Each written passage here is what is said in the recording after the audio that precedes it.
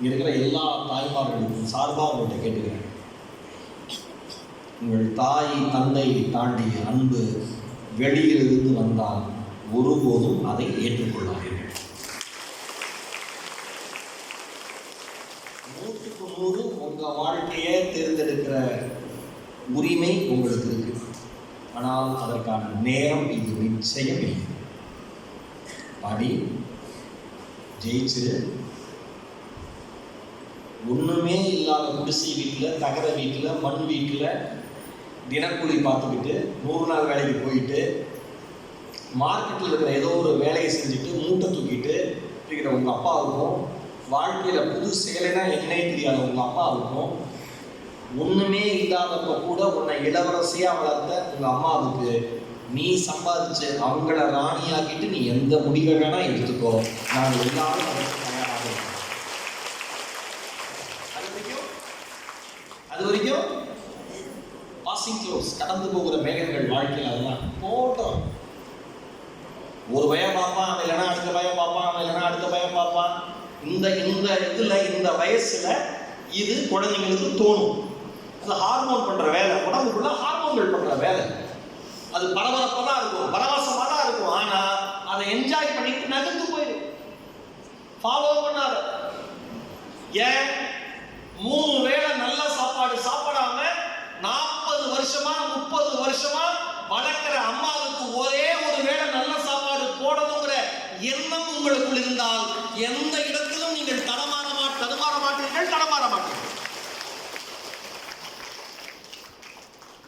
நான் சொல்றேன், கஷ்டப்பட்டு வந்த குடும்பத்திலிருந்து வந்த இளைஞங்கிற அந்த இடத்துல இருந்து நான் சொல்றேன், நாம் சம்பாதித்து, நாம் உழைச்சு, நாம வேலை பார்த்து, அதன் மூலமா கிடைக்கிற பணத்துல நம்ம அம்மாவுக்கு வாங்கி தருகிற அந்த முதல் பரிசு, அந்த முதல் புடவை அம்மாவுக்கு வாழ்நாளில் கிடைக்கிற நோபல் பரிசு மாதிரி. அந்த ஒரே ஒரு 150 ரூபா, 200 ரூபா, 500 ரூபா புடவைய கிராமம் முழுக்க கொண்டு போய் காமிச்சுருவாங்க. அம்மா என் புள்ள வாங்கி கொடுத்தது, என் புள்ள வாங்கி கொடுத்தது, என் புள்ள வாங்கி கொடுத்தது, என் புள்ள வாங்கி கொடுத்தது, என் புள்ள வாங்கி. இதே 500 ரூபா காசு முக்கியம் இல்ல, அந்த இடத்தில் உங்கள் உழைப்பு. என் புள்ள என்ன ஏமாத்துற, எத்தனை பேர் சொன்னீங்க? படிக்க வைக்காத, ஓடி போயிடும், படிக்க வைக்காத, உருப்படாது, படிக்க வைக்காத, கல்யாணம் பண்ணி வச்சிருக்கு, எத்தனை பேர் சொன்னீங்க? உங்க அல்ல எல்லாரோட முகத்திலையும் கழிய பூச்சிட்டு என் புள்ள படிச்சு இன்னைக்கு வேலைக்கு போய் அவருடைய முதல் மாச சம்பளத்துல எனக்கு புடவையா அவங்க அப்பனுக்கு சட்டையை எடுத்துட்டு வந்திருக்குன்னு ஊர்ல காமிக்கிற பெருமை தாய்மார்களுடைய பெருமை. அதை செஞ்சிருக்க சொல்லுங்க, அதை செஞ்சிருக்க. உங்களுக்கு ஏதாவது உதவி வேணும்னா நீங்க காலேஜ் பிரின்சிபல் சார்ட்ட சொல்லுங்க. ஒரு சகோதரனாக என்னால் என்ன முடியுமோ அதை செய்வதற்கு நான் தயாராக இருக்கேன். படிக்கிறது, நல்லா படிக்கிறது, என்ன வேணா பண்ணுங்க, நல்லா படிச்சிருச்சு. சூழலை உருவாக்கி கொடுத்துட்டா படிக்க வச்சிருக்கு, தன்னம்பிக்கை வந்து. எங்க அம்மாட்ட கேட்பேன், டைம் ஆயிடுச்சுன்னு நினைக்கிறேன், ரொம்ப எனக்கு பேசுற சுவாரஸ்யத்தில் டைம் போகிறது தெரியல. நீங்க நான் பெண்கள் அப்படி இல்லை, ஒரு கரெக்ட் ஆர்வமாக கேட்குறீங்க. அதனால் எனக்கு நேரம் போகிறதே தெரியல. எங்கள் அம்மாவுக்கு காது கேட்காது. எங்கள் அம்மாட்ட போய் நான் கேட்பேன், அது எப்படின்னா பிறவியிலிருந்து காது கேட்காம இல்லை, சின்ன வயசுலாம் காது கேட்டுச்சு. எங்கள் அண்ணன் வந்து கருவில் இருக்கிறப்ப ஒரு காய்ச்சல்னால காது கேட்காம போயிடுச்சு. ஒரு விஷயத்தை அனுபவிக்க வச்சுட்டு அதை பிடிக்கிறது எவ்வளோ பெரிய கஷ்டம் தெரியுமா? அந்த மாதிரி எங்கள் அம்மாவுக்கு. எங்கள் அம்மாட்ட கேட்பேன், காது கேட்காம உனக்கு வருத்தமா இல்லையான்னு. எங்கள் அம்மா என்ன தெரியுமா சொல்லுவோம், ஒரே ஒரு வருத்தம்டா. என்ன? நான் பெற்ற பிள்ளைங்க பேசுறதை என்னால் கேட்க முடியல, அந்த வருத்தம். ஆனால் ஒரே ஒரு சந்தோஷம், பெரிய சந்தோஷம் என்ன தெரியுமா? என்ன? இந்த உலகத்தில் எவன் பேசுகிற நாராசமான பேச்சு நான் கேட்க வேண்டாம், சந்தோஷம்.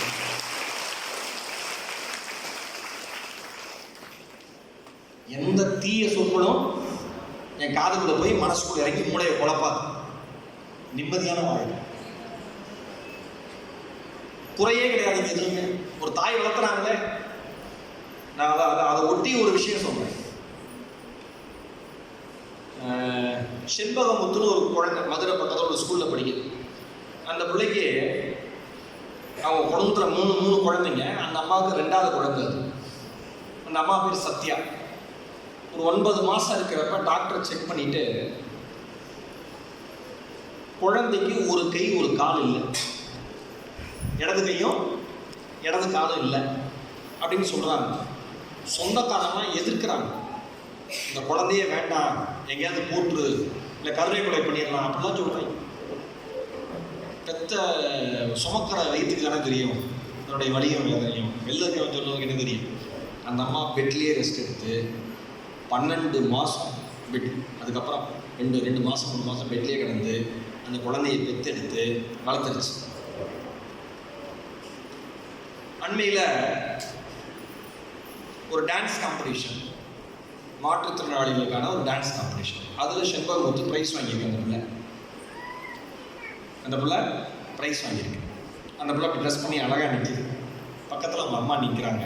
இந்த அம்மா சத்யா அம்மா சொல்கிறாங்க, அந்த தாய் எங்கே இருந்தாலும் காலத்தோடு கும்பிடணும். இந்த அம்மா சொல்கிறாங்க, என் பிள்ளையால் உட்கார முடியாதுன்னு சொன்னாங்க, நான் உட்கார வச்சேன். என் பிள்ளையால் நடக்க முடியாதுன்னு சொன்னாங்க, நான் நடக்க வச்சேன். ஏன் ஆடவும் வச்சேன். ஏன் இந்த பிள்ளையை பெற்றுக்கிறேன்னு கேட்டாங்க. கேள்வி கேட்குற அத்தனை பேர் முன்னாடியும் என் பிள்ளை எல்லாராலையும் பாராட்டுறபடி வளர்கிற பிள்ளையா வளரும் அப்படின்னு சொன்னேன். இன்னைக்கு அதை சாதிச்சிருக்கேன்.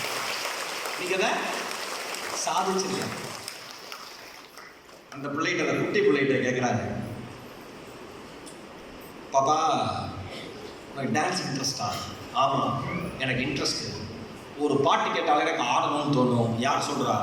ஒரு கையும் ஒரு காலும் இல்லாத அந்த குழந்தை சொல்லுது.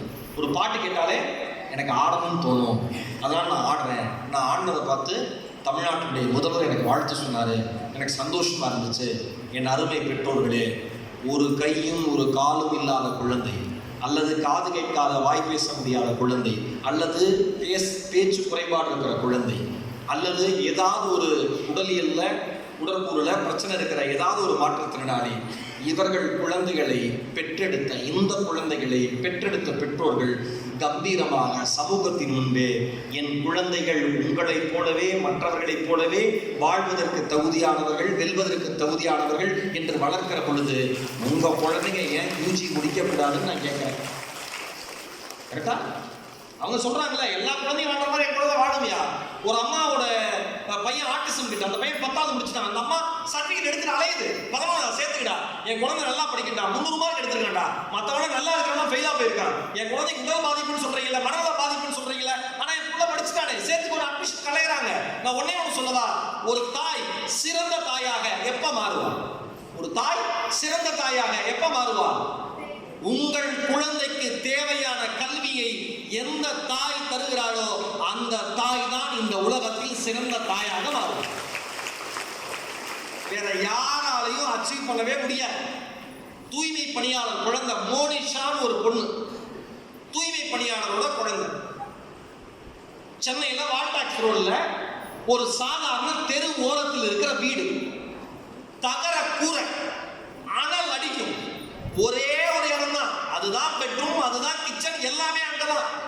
அந்த மோனிஷா என்கிற சகோதரி 12th எக்ஸாம்ல 600க்கு 499 மதிப்பெண்களை பெற்றார். அவன் அம்மா ஒரு தூய்மை பணியாளர். இந்த நியூஸ் வருது, அவங்க அம்மா தூய்மை பணியாளர், அந்த பிள்ளை 499 மார்க் எடுத்துருச்சுன்னு எனக்கு ஒரு சந்தோஷம். ஏன் தெரியுமா? ஊரையே சுத்தமாக்கின அந்த அம்மாவுக்கு ஆண்டவர் ஒரு பரிசை தராமையா போயிடுவான். அந்த பிள்ளை வெறும் படிப்பாளி மட்டும் இல்லை, கிரிக்கெட் பிளேயர். 2019 லண்டன்ல நடந்த ஸ்ட்ரீட் சில்ட்ரன் வேர்ல்ட் கப்ல இந்தியன் டீம் சார்பா பங்கேற்ற ஒரு குழந்தை மோனிஷா. அவங்க அம்மா சொல்லுவாங்களா, பாப்பா கிரிக்கெட்டையும் விட்டுறக்கூடாதுரா, படிப்பையும் விட்டுறக்கூடாதுரா, ரெண்டுமே பிராக்டிஸ் பண்றா.